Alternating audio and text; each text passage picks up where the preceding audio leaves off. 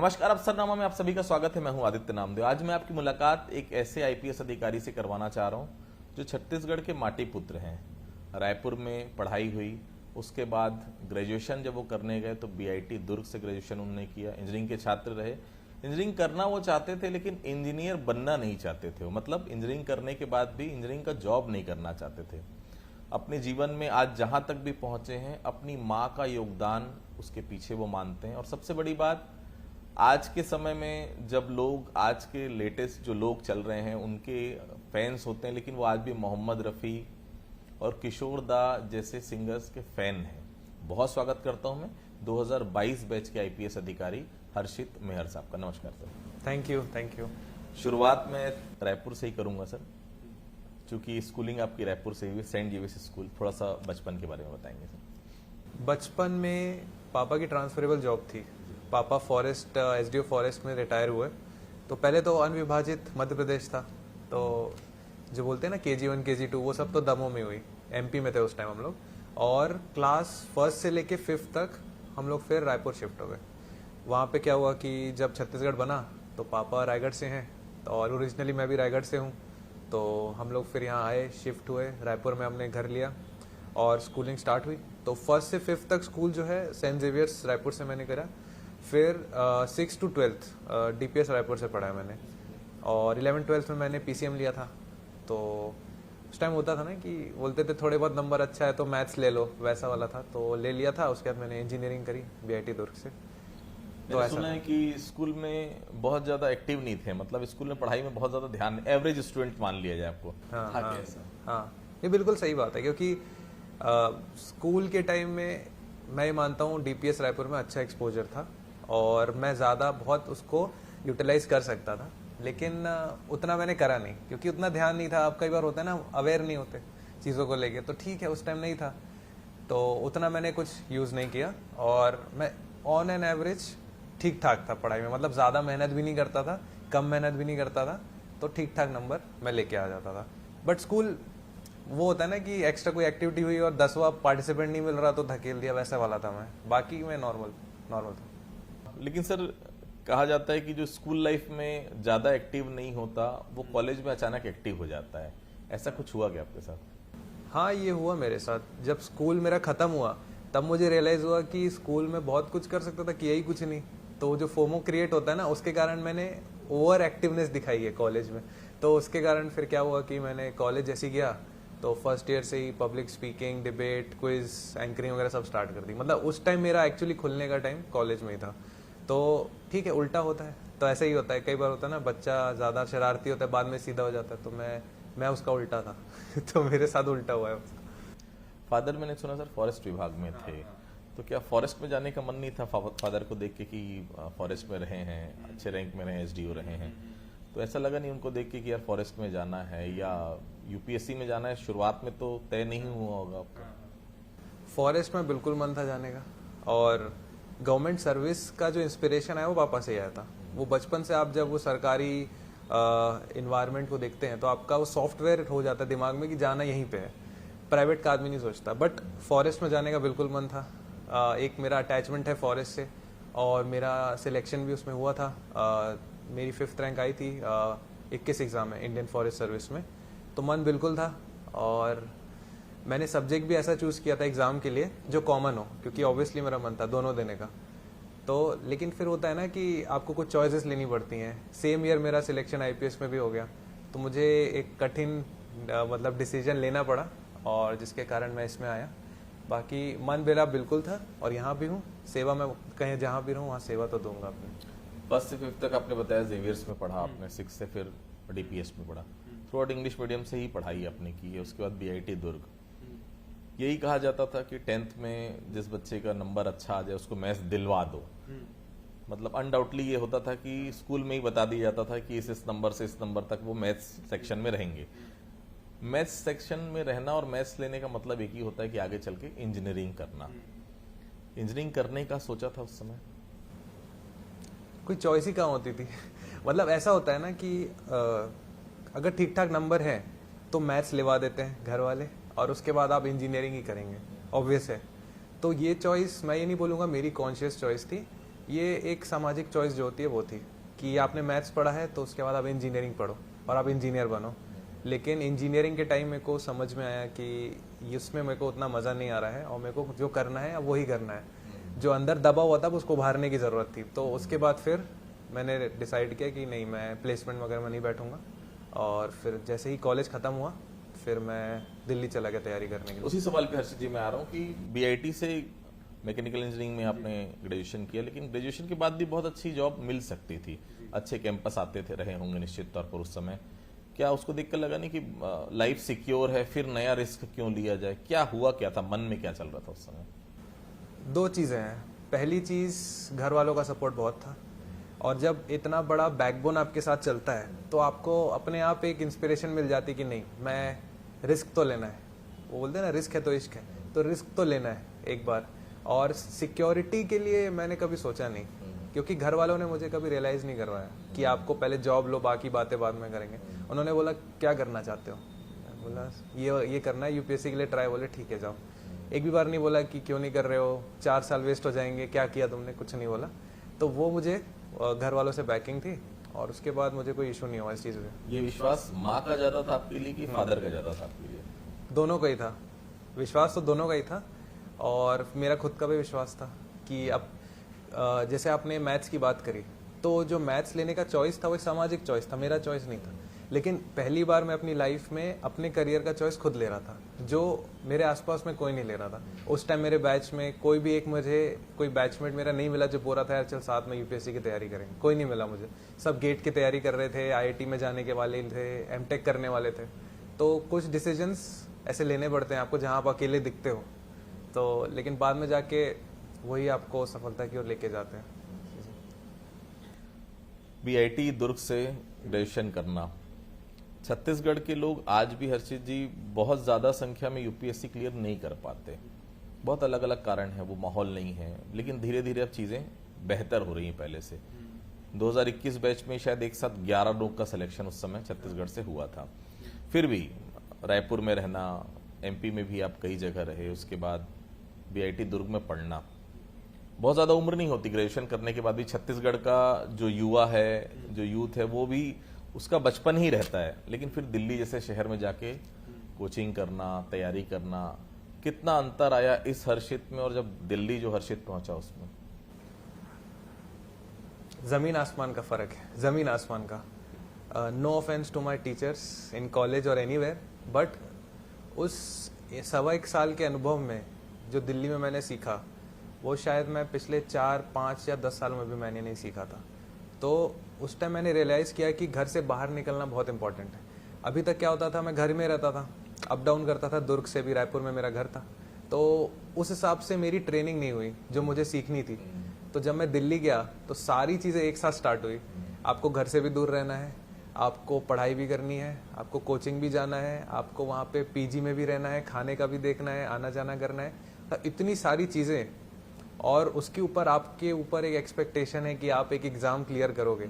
और आप जब वहाँ पे, वो होता है ना, जब कोचिंग की क्लास ख़त्म होती है तो सड़क पे निकलते हैं, तो एक नदी निकलती थी सड़क पे, एस्पायरेंट्स की पूरी नदी, पूरे रोड ब्लॉक हो जाते थे। तो उन सब के बीच आप कहीं खो से जाते हो, लगता है कि मैं इतना सब कर रहा हूँ, मेरा कुछ हो पाएगा भी कि नहीं हो पाएगा। तो बहुत फ़र्क आया। दिल्ली ने मुझे बहुत कुछ सिखाया है और वहाँ पे मैंने कोचिंग करी 1.25 साल वाजीराम एंड रवीन में। और मेरा ये मानना था कि मैं दिल्ली आया हूँ, मैं दिल्ली में सर्वाइव नहीं कर पाऊँगा ज़्यादा टाइम, मुझे पता चल गया था। तो मैंने क्या किया, जितनी भी कोचिंग्स मैं कर सकता था मैंने सब कर ली, क्योंकि मैं जानता था मेरे पास उतना था नहीं पीछे से ट्रेनिंग करने का कुछ। तो मैं वाजीराम एंड रवि में मैंने जीएस की कोचिंग करी, ऑप्शनल की करी, फिर सीसेट होता है हमारे यहाँ उसकी कोचिंग करी, मेंस आंसर राइटिंग, मतलब कोई कोचिंग मैंने छोड़ी नहीं, क्योंकि मेरा मानना था जब तक हूँ दिल्ली में, दिल्ली जाना जाता है उसके ट्यूटरिंग के लिए, तो सारी चीज़ें ले लो और जब ख़त्म होगा तो सीधा वापस। तो उसके बाद मैं फिर वापस आ गया घर और वहीं से तैयारी शुरू की। घर में शायद आप सबसे छोटे हैं, सबसे छोटा बच्चा सबसे ज़्यादा प्रिय भी होता है और दुलारा भी होता है। तो दिल्ली पहुंचे तो क्या वो सब होम सिकनेस, मम्मी पापा की याद, भाई भी आपके शायद बड़े हैं उम्र में आपसे, उनकी याद, मन कभी कभी विचलित होता, छोड़ो यार चलो वापस हो गया, बहुत जितना पढ़ना था पढ़ लिया? बहुत बार होता था। स्टार्टिंग में तो एक आध हफ्ता मेरा इसी में निकला कि क्यों रह रहा हूँ मैं दूर, मुझे तो वापस चला जाना चाहिए। बट बात वो होती है ना कि एक सिंसेरिटी ऑफ पर्पस जो होता है कि हम यहाँ आए क्यों हैं। तो रोज़ खुद को मैं ये याद दिलाता था कि मैं यहाँ आया क्यों हूँ, मैं इतनी मेहनत करके घर से इतना दूर 1000 किलोमीटर दूर मैं रह क्यों रहा हूँ। तो मुझे ये दिखता था कि मुझे इस एग्ज़ाम जो दीवार जैसा दिख रहा है इसको तोड़ना है। तो हर रोज़ ऐसा नहीं कि होम सिकनेस होती थी, बट मैं घर में रोज़ बात करता था, हर चीज़ शेयर करता था। एक आप बोल सकते हैं मेरी स्ट्रेंथ हमेशा रही है कि मैं अपनी माँ से हर चीज़ शेयर करता हूँ। तो उसमें आपको जो दूरियां हैं वो एक्चुअली में दूरियां कम हो जाती हैं, उनको हर चीज़ पता चल जाती हैं और मुझे सब चीज़ वहाँ की पता चल जाती है। तो अब लगता है कि पास ही तो है, क्या दिक्कत है, 1 घंटा बात कर ली रोज़, उसके बाद अपने काम पे लग गए, फिर बात कर ली, फिर काम पे लग गए। तो एक सिंसेरिटी ऑफ पर्पस और दूसरा जो मेरा ट्रांसपेरेंसी था फैमिली के साथ, उसके कारण मैं वहाँ सर्वाइव कर पाया दिल्ली में। उसी सवाल पे मैं आता हूँ, जब हम घर में होते हैं अर्षित जी, तो माँ कभी कोई सब्जी बनाती है, कभी कुछ बनाती है, कोई चीज़ हमको कभी कभार पसंद नहीं आती, अधिकतर पसंद नहीं आती, लेकिन जब वहाँ हम जाते हैं तो वहाँ जो वो खिलाते हैं वो हमको खाना पड़ता है। ऐसे समय, उस समय माँ की सबसे ज़्यादा याद आई? बहुत ज़्यादा याद आई। और हमारे यहाँ क्या होता है, फ्राइडे को मम्मी व्रत भी रखती है संतोषी माता का, तो हमें क्या होता है खट्टा नहीं खाना होता। अब वहाँ पे मैं ढूंढता था जाके कि कहाँ पे मेरे को मिलेगा, तो बहुत उस टाइम तो बहुत याद आती थी। कहीं से मैंने ढूंढा किसी को कि थोड़ा सा मिल जाए मुझे बिना खटाई का, बट हाँ खाने के टाइम तो बहुत याद आती थी वहाँ की। हाँ। अब दिल्ली कब छोड़ दिया आपने, कितना लंबा समय दिल्ली में रहे आप? मैं करीब 1.25 साल दिल्ली में था। 2017 जून से अराउंड सितंबर अक्टूबर 2018 तक था मैं दिल्ली में। हाँ। तो ऐसा क्यों लगा कि दिल्ली में तैयारी पूरी नहीं हो पाएगी, वापस जाना पड़ेगा? क्योंकि लोग जो दिल्ली जाते हैं वो ये सोचते हैं कि जब तक सिलेक्शन ना हो जाए, क्योंकि हर दिन कुछ नया है यूपीएससी में, कभी कुछ चेंज हो जा रहा है, कभी नए फॉर्मेट में एग्जाम हो रहा है। आपको क्यों लगा कि बेटर मैं तैयारी जो है वो वापस आके ही कर सकता हूँ? उसके पीछे का कारण क्या था? परसेप्शन बिल्कुल अलग था। जब मैं वहाँ गया तो Vajiram and Ravi one of the most famous institutes था उस टाइम। तो अलोन वाजीराम एंड रवि में ही 10-12 हज़ार बच्चे पढ़ते हैं, तो एक कॉलेज के बराबर है वो। अब ऐसे ही उस आप सड़क पे निकलेंगे तो आपको ऐसे भतेरों इंस्टीट्यूट्स मिलेंगे। तो अब क्या होता है कि आपको गाइडेंस चाहिए, गाइडेंस आपको मिलेगी वहाँ पे, पर ये एग्ज़ाम गाइडेंस से नहीं निकलेगा। हमें क्या लगता था स्टार्टिंग में कि बस एडमिशन लेना ही बहुत मुश्किल है, बात है वाजीराम एंड रवि में बहुत टाइम लगता है। तो हमारा एडमिशन हुआ तो हमको ये लगा कि अब तो बस हम IAS बन गए हैं। मतलब हमको लगा कि 11 महीने बाद एक बाहर बस आएगी, इसमें लवासना लिखा होगा और हमको उठा के ले जाएगी सबको। तो ये परसेप्शन था स्टार्टिंग में कि कोचिंग से एग्ज़ाम क्लियर होगा, बट ऐसा नहीं है। कोचिंग आपका एग्ज़ाम क्लियर नहीं करा सकती। 1 साल बाद जब मेरे को ये रियलाइज़ हुआ तब मैंने डिसाइड किया कि नहीं, इसमें एक इंट्रोस्पेक्शन जो होता है वो बहुत ज़रूरी है। सीखना आपको दुनिया से है, बस उसको इंटरनलाइज करके एग्ज़ाम के प्रति कैसे खुद को ढालना है वो कोचिंग नहीं सिखा पाएगा आपको। तो मैंने जब ये रियलाइज़ किया तब मैं सोचा कि नहीं, मुझे खुद की स्ट्रैटेजी बनानी पड़ेगी। इन हज़ारों बच्चों, ये जो बच्चे फॉलो कर रहे हैं वो मैं समझ चुका हूँ, अब मुझे क्या फॉलो करना है वो मैं डिसाइड करूँगा। उसके लिए मैं फिर वापस आ गया और मैंने फिर खुद की स्ट्रैटेजी बनाई और खुद के शेड्यूल बनाए और उसके अकॉर्डिंग फिर तैयारी करी। 2021 में शायद पहला अटेम्प्ट था? नहीं, मेरा 18 में पहला अटेम्प्ट था। ओके, 18 में शायद पहला अटेम्प्ट आपने किया, बिल्कुल ठीक है। प्री भी क्लियर नहीं हुआ आपका, 2019 में भी प्री भी क्लियर नहीं हुआ। तो जो 18 और 19, क्योंकि 17 में ही शायद आपका ग्रेजुएशन कंप्लीट हुआ था, फिर दिल्ली 1 साल आप गए, कहाँ ऐसा लगा कि कमी आ रही कि प्री भी क्लियर, जब हम दिल्ली से कोचिंग करके आ गए, सब कुछ हमारे हाथ में था, पैटर्न हमको समझ में आ गया, क्या लगा, कहाँ कमी रह जा रही थी बात? पहली कमी तो मैंने आपको बताई कि कोचिंग से एग्जाम निकलता है, ये भ्रांति थी हमारी मन में, तो वो टूट गई। कोचिंग से नहीं निकलता, हकीकत समझ में आ गई। दूसरा, हमें कई बार जब गाइडेंस नहीं होती तो हम गलतियां कर करके सीखते हैं। हमें पता चलता है एक तरीका अपनाया, वो नहीं चला। जैसे बोलते हैं ना, थॉमस एडिसन 10,000 बार फेल हुआ था, उसके बाद उसको पता चला वो कैसे सक्सीड करेगा, एक तरीका मिला उसको। तो वैसे ही वो मेरे तरीके थे जो फेल हो रहे थे। एक बार फेल हुआ, 18 में समझ में आया नहीं ऐसे नहीं निकलेगा। 19 में गया, फिर फेल हुआ, तब समझ में आया ऐसे भी नहीं निकलेगा। उसके बाद मैंने पूरी स्ट्रैटेजी चेंज करी, अपना पूरा ओरिएंटेशन, क्योंकि प्रीलिम्स क्लियर नहीं हो रहा था, तो पूरा ओरिएंटेशन मैंने जो सिलेबस है और जो प्रीवियस ईयर पेपर्स है उसके अकॉर्डिंग अपना पूरा शेड्यूल बनाया। और जो कोचिंग के पैटर्न में मैं चलता था पहले, वो मैं अब यूपीएससी के पैटर्न पे आ गया पूरी तरह। तो मैंने कोचिंग को फॉलो ना करके यूपीएससी को फॉलो करना स्टार्ट किया। ये सबसे बड़ी मेरे लिए लर्निंग थी उस टाइम, और उसका ही मुझे फ्रूट मिला कि फर्स्ट टाइम प्रीलिम्स मेरा 2020 में क्लियर हुआ। और उस टाइम कोविड था, तो तो एक ब्लेसिंग इन डिस्गाइज जो बोलते हैं कि एक्स्ट्रा 5 महीने हमको मिल गए, एग्जाम पोस्टपोन्ड हो गया। जनरली मई में होता था, उस टाइम अक्टूबर में हुआ था प्रीलिम्स। तो जब फर्स्ट टाइम प्रीलिम्स क्लियर हुआ तो ऐसा लगा कि दुनिया जीत ली है आगे कुछ नहीं चाहिए। इतना उस टाइम इमोशनल था मैं कि प्रीलिम्स हो गया, अब तो कुछ नहीं चाहिए जीवन में। पर हाँ, तो ये जो गलती प्रीलिम्स की थी मेरी, वो मैंने सीखी। और उसके बाद जो मैंने सीखी है, उसके बाद जितने भी मैंने अटेम्प्ट्स दिए, मेरा हर बार प्रीलिम्स क्लियर हुआ। भले प्रीलिम्स के लिए 5 दिन टाइम हो या 2 हफ्ते का टाइम हो, मेरा प्रीलिम्स क्लियर होता था। तो क्योंकि वो चीज़ मैंने क्रैक कर ली थी उसके बाद। 2020 में फिर शायद चीजें मैंने देख रहा हूँ कि 2020 में भी आपने एग्जाम दिया, 2021 में फाइनली आपको सफलता मिली, सब चीज क्लियर हो गई। यूपीएससी जो एस्पिरेंट्स रहते हैं हर्षित जी, छत्तीसगढ़ में बहुत कम संख्या में हो पाते हैं, यूपीएससी क्लियर कर पाते हैं। कैसे तैयारी की उस समय, क्योंकि ये जानना बहुत जरूरी है, क्योंकि जैसा कि आपने एक लाइन में बताई दिया कि कोचिंग आपको एक गाइडेंस दे सकता है, लेकिन कोचिंग आपको यूपीएससी क्लियर कराने की कोई 100% गारंटी नहीं दे सकता। क्या कुछ कहेंगे इसमें? जब आप खुद से पढ़ते हैं तो आपको डिसिप्लिन मेंटेन करना पड़ेगा।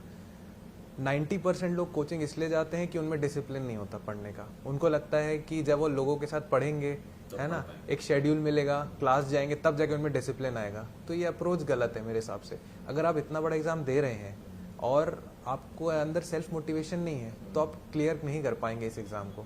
तो जब मैं वापस आया, पहला मेरा गोल यही था कि एक लाइब्रेरी ज्वाइन करनी है। तो रायपुर में शंकर नगर में एक लाइब्रेरी है, पंडित दीनदयाल उपाध्याय लाइब्रेरी, तो उसको मैंने ज्वाइन किया और उसको कंसिस्टेंटली डेली जाता था मैं। जब तक खुली रहती थी तब तक जाता था, खाना खाने भी घर नहीं जाता था। और मैंने जितनी भी तैयारी है वहाँ बैठ के करी है, एक सेल्फ डिसिप्लिन खुद का बनाया। और मैंने जो आपको बताया था ओरिएंटेशन, मैंने अपना यूपीएससी के अकॉर्डिंग किया, अपना पैटर्न बदला तैयारी का, और डिसिप्लिन, ये 2 चीज़ें रखी। और उसके बाद धीरे धीरे आपकी चीज़ें होने लगेंगी। जब आप एक बार आप डिसिप्लिन हो जाते हो, जब आप अपनी मन की नहीं सुनते, उसके बाद चीज़ें आपके अकॉर्डिंग होती। जैसे बोलते हैं मन का हो तो अच्छा, ना हो तो और अच्छा। तो उस हिसाब से फिर चीज़ें इंक्लाइन होती गई। और इसके कारण मैं बोलना चाहूँगा कि आप किसी भी टाउन में रह के आज के टाइम में तैयारी कर सकते हैं। हम लोग के टाइम में ऐसा था कि आपके पास गाइडेंस बहुत कम थी, और सोशल मीडिया में, यूट्यूब में उतनी गाइडेंस अवेलेबल नहीं थी।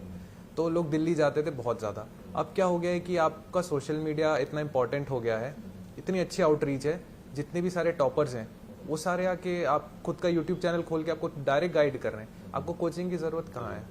आप सीधा उनके पैटर्न को देखिए, वो कैसे तैयारी करी उन्होंने, थोड़ा सा समझ लिए, उसके बाद आप अपना पैटर्न देख लीजिए। मतलब अब दिल्ली जाने का कोई सेंस मुझे समझ नहीं आता। मतलब मुझसे कोई पूछता है तो मैं तो बोलता हूँ भैया मत जाओ, अपनी एनर्जी पैसा सब वेस्ट करोगे, यहीं पे रहो, लाइब्रेरी ज्वाइन करो और पढ़ना चालू कर दो, किसी भी टॉपर की स्ट्रैटेजी देखो, चालू कर दो। तो अब तो मेरा सजेशन यही रहता है सबको। और अगर मैं बैकडेट में जाऊँ तो शायद मैं भी यही करूँगा। ऑल्दो मैं ये बोलता हूँ कि कोचिंग से मैंने सीखा है बहुत कुछ, बट अगर अभी मैं सोचता हूँ बैकडेट में, तो मैं भी ऐसा ही करता पहले अगर करता तो। मैंने सुना है कि आईपीएस आपकी चॉइस नहीं थी, आपकी चॉइस थी आप आईएएस बने। कहाँ ऐसा लगता है कि कमी आ गई इसमें? आईपीएस भी मेरी चॉइस थी। मेरी सेकंड चॉइस आईपीएस ही है। पहली चॉइस, पहली मोहब्बत तो नहीं थी शायद। पहली मोहब्बत, हाँ, कई बार नहीं मिलती है पहली मोहब्बत। लेकिन ये बात सही है कि आदमी, मैंने जब स्टार्ट किया प्रिपरेशन तो आईएएस को देख के स्टार्ट किया था। हमारा डीपीएस स्कूल, डीपीएस रायपुर में एक सेरेमनी हुई थी जिसमें अमित कटारिया सर उस टाइम गेस्ट बन के आए थे। तो उन्होंने स्कॉलर बैचेस बांटे थे, मुझे भी बांटे था। तो उस टाइम फर्स्ट टाइम इंस्पिरेशन आया कि हाँ, ये एक इन्फ्लुएंशियल पर्सनालिटी होते हैं, ऐसा बहुत कुछ कर सकते हो आप समाज के लिए। तो पहला तो ऑब्वियसली पहली मोहब्बत वो थी। और क्योंकि आईएएस का पैटर्न ऐसा होता है ना जॉब प्रोफाइल का, कि आप एजुकेशन में भी हो, आप हेल्थ में भी हो, आप अर्बन डेवलपमेंट में भी हो, बहुत ज़्यादा डाइवर्सिटी में काम करता है। तो पहली ऑब्वियसली सबकी चॉइस होती है। और पुलिस में क्या होता है कि बहुत स्पेशलाइज्ड काम है, बहुत स्पेशलाइज्ड, तो लोगों की चॉइस ऑब्वियसली सेकंड हो जाती है। तो उस हिसाब से मैंने चूज़ किया। पर आईपीएस अब जैसे जैसे मैं काम कर रहा हूँ, अभी मैं खरसिया थाना प्रभार में हूँ करेंटली, तो अब मुझे रियलाइज़ हो रहा है कि इससे अच्छी जॉब हो ही नहीं सकती। क्योंकि जब मैं फील्ड पे निकलता हूँ तो पुलिस ही सरकार होती है। एक आम आदमी के लिए उसे नहीं पता कि तहसीलदार कौन है, एसडीएम कौन है, कुछ नहीं पता होता। बट जैसे ही वो एक पुलिस वाले को देखेगा, उसके अंदर एक उम्मीद जागती है कि हाँ ये हमारा काम करवा देगा। तो आपने मान लिया, मतलब कि मन की हो तो अच्छी और मन की करना हो तो और अच्छा, और अच्छा एक्सेप्ट कर लिया इस बात को। बिल्कुल बिल्कुल बिल्कुल। 2021 बहुत आपके लिए फ्रूटफुल रहा। आईएफएस में भी सिलेक्शन हुआ आपका, आईपीएस में भी सिलेक्शन हुआ। उस समय क्या चॉइस थी? क्योंकि आपने कहा कि फादर फॉरेस्ट में रहें, ऐसा नहीं लगा कि फॉरेस्ट में जाना चाहिए? कारण क्या था? क्योंकि आईएएस पहली प्रेफरेंस थी, वो तो मिली नहीं, तो उसके बाद तो फिर चॉइस थी, दोनों में से कोई भी आप ले सकते थे, आईपीएस ही क्यों चुना? पहली चीज़ जो मैंने बताया, इम्पैक्ट जब आप देखते हैं तो पुलिस का इम्पैक्ट बहुत इमेंस है। और स्पेशली आप पुलिस के पास वो आता है जो बहुत ही पीड़ित होता है। पहली बार कोई खुशी में पुलिस के पास तो आता नहीं। तो जब आप इतने पीड़ित आदमी को, इतने दुखी आदमी की जब आप हेल्प करेंगे, उसका काम करेंगे, आरोपी को जिसने उसके साथ जाती की, उसको आप जेल दाखिल करेंगे, तो जो खुशी मिलती है और जब वो वापस आके आपको थैंक यू बोलता है कि सर आपने मेरे को बचा लिया वरना मुझे मार दे, वो इमेंस है। तो इम्पैक्ट वाइज अगर आप देखें तो पुलिस मतलब अनपैरेलल्ड है मेरे अकॉर्डिंग, तो अनपैरेलल्ड है। कोई और सर्विस इतनी ज़्यादा सेटिस्फैक्शन नहीं दे सकती जितना आईपीएस दे सकता है आपको। फॉरेस्ट में एक रीज़न ये था कि ऑलरेडी मेरे फादर साहब थे, तो ऑलरेडी उनका एक इमेज है फॉरेस्ट में, उनकी वर्किंग काफ़ी अच्छी रही है, स्टेट में वो यही काम किए हैं। तो उसके बाद मैंने सब कुछ देख लिया था। अब मेरा ये काम था कि अब मुझे कुछ एक नया डोमेन भी चाहिए, ये तो मैंने देख लिया है और यहाँ मेरे लिए काम करना रिलेटिवली ईजी भी होगा फॉरेस्ट में। लेकिन अब मुझे था कि अब मुझे अपनी पहचान बनानी है, तो एक ऐसा विभाग लेना पड़ेगा जहाँ पे दूर दूर तक फैमिली में कोई नहीं है। तो इसलिए फिर मैंने इसके बाद आईपीएस चूज़ किया। पर मैं बिल्कुल इसमें क्लियर कर दूं, मैं कंपैरिजंस नहीं करूंगा, सारी सर्विस अपने आप में बहुत अच्छी हैं। और लेकिन जहाँ पे मैं हूँ मैं बहुत ज़्यादा खुश हूँ। माँ का बहुत बड़ा योगदान मानते हैं आप जहाँ तक आप पहुँचे? मैंने सुना है कि जितनी जानकारी यूपीएससी की आपको अब हो गई, उतनी जानकारी आपकी माता जी को भी है, कारण इसका? वो बोलते हैं ना कि पापा का, एक फादर का कंट्रीब्यूशन कितना होता है, फाइनेंशियल ज़्यादातर होता है, क्योंकि वो अपने काम में इतना बिजी होते हैं कि वो ध्यान ही नहीं दे पाते। आते हैं, पूछते हैं सब ठीक है, पैसे चाहिए, कुछ चाहिए, क्या कर रहे हो, चले गए। और पोस्टिंग वाली जॉब होती है, ट्रांसफरेबल होती है, और हम लोग रायपुर में रहते थे, तो पूरा इन्वॉल्वमेंट मेरी मदर का होता था। कब मुझे खाना चाहिए, कब मुझे खाना नहीं चाहिए, अभी मुझे घूमने जाना है, नहीं जाना है, अभी मैं पढ़ाई कर रहा हूँ, कुछ भी हो, मम्मी का कंट्रीब्यूशन मतलब मोर देन 100% रहा है। और मैं तो हमेशा श्रेय जो है अपना वो पापा मम्मी को ही ज़्यादा देता हूँ, क्योंकि मुझे लगता है कि इस एग्ज़ाम में लक का फैक्टर बहुत ज़्यादा है।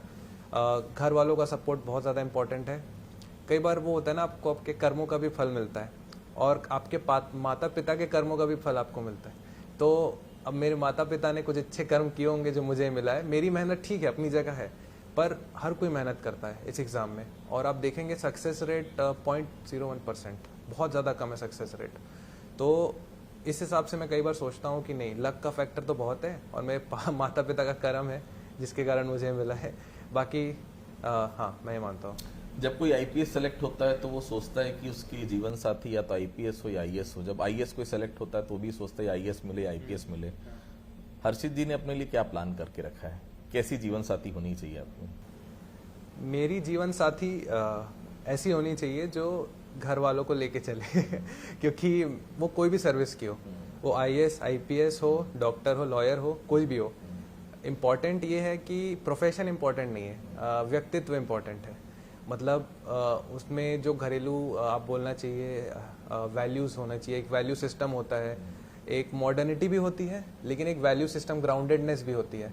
तो जहाँ पे मुझे मिलेगा वो मैं वहाँ पे बिल्कुल जाऊँगा। और ऐसा ज़रूरी नहीं कि आईएएस आईपीएस हो, बस वो वैल्यू सिस्टम हो, तो फिर प्रोफेशन मैटर नहीं करता। आज के समय में जब यूथ नए नए गायकों के दीवाने हैं, बहुत सारे नाम हैं उसमें, लेकिन आज भी मैंने सुना है कि किशोर दा और मोहम्मद रफ़ी के फैन हैं आप, कारण इसका?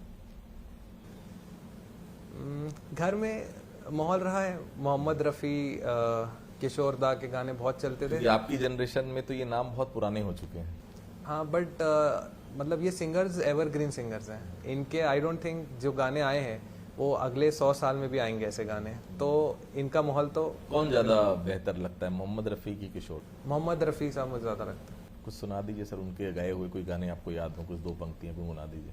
तुमने मुझे देखा होकर मेहरबान, रुक गई ये ज़मीं, थम गया आसमां, जाने मन जाने जा, तुमने मुझे देखा। काफी इतना ठीक बहुत है। शानदार। हर आईपीएस आईएएस चाहता है जीवन में एक मुकाम वो हासिल करे। हर्षित जी क्या चाहते हैं, किस रूप में पहचाने जाएं हर्षित जी पुलिस डिपार्टमेंट? मैं एक चीज़ बोलना चाहूँगा, अभी हमारी पहचान एक 3 शब्द से होती है, IPS। ये बात बिल्कुल सही है कि इन 3 शब्दों के कारण हमें अपनी पहचान मिलती है, हमारे परिवार को एक आइडेंटिफिकेशन मिलता है। पर मैं चाहता हूँ कि ये 30 साल 32 साल का करियर है, उसके बाद ख़त्म हो जाएगा। जो अभी चीज़ें हमें मिल रही है, रिस्पेक्ट मिल रही है, वो सर्विस के साथ चली जाएगी। बट मैं कुछ ऐसा काम करूँ कि बाद में भी लोग याद रखें कि ठीक है IPS था, बट ये आदमी अपने आप में कुछ था। तो मैं चाहता हूँ कि ऐसा कुछ काम करके जाऊँ कि इस IPS की भी कुछ इंपॉर्टेंस मैं बढ़ा सकूँ, रादर देन ये मेरी इंपॉर्टेंस बढ़ाए, मैं भी इसको कुछ कंट्रीब्यूट करके जाऊँ। चलिए, बहुत बहुत धन्यवाद सर हमसे बातचीत करने के लिए। तो आपने सुना हर्षित मेहर जी को बहुत साफ कहना है, देखिए जीवन में कोचिंग जरूरी नहीं है, डिसिप्लिन जरूरी है, अनुशासन जरूरी है। अगर आप अपने जीवन में अनुशासित हैं तो आपको आगे बढ़ने से कोई नहीं रोक सकता। लक का फैक्टर बिल्कुल भी है, लेकिन आपके खुद के कर्म आपको आगे जाकर रिवर्ट करते हैं। उन्होंने साफ तौर पर कहा कि माता पिता ने बहुत अच्छे कर्म किए होंगे कि आज वो यहाँ तक पहुंचे, और सबसे बड़ी बात उनका यही कहना है, आप लगातार मेहनत करिए। और सबसे बड़ी बात है, जिसने अपने मन को जीत लिया उसने सब कुछ जीत लिया। तो अफसरनामा में इतना ही, अगली बार फिर किसी अधिकारी से आपकी मुलाकात कराएंगे। तब तक के लिए बहुत बहुत धन्यवाद।